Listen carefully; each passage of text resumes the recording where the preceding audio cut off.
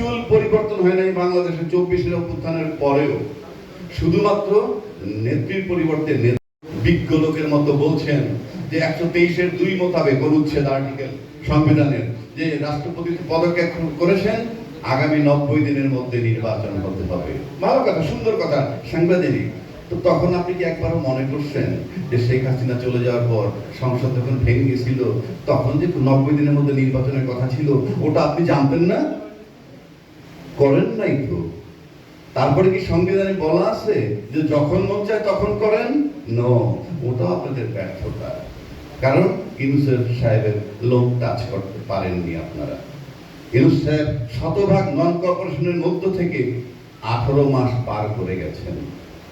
নির্বাচিত হওয়ার পর আপনার 6 মাস হয়নি এখন পর্যন্ত। Still the country is unstable. বলা হয়েছিল, ধারণা করা হয়েছিল যে ইউনূস সাহেবের 3-4 মাসের মধ্যে তাড়াই দিবে, পারেনি। এই জন্য কেউ সংস্কার দিকে যায়নি। কতক্ষণ থাকবে? যেই লাউ সেই কেউ।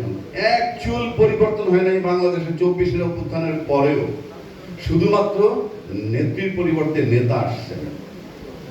তবে আমি লম্বা করবো না, সবশেষে একটা কথা বলে দিচ্ছি।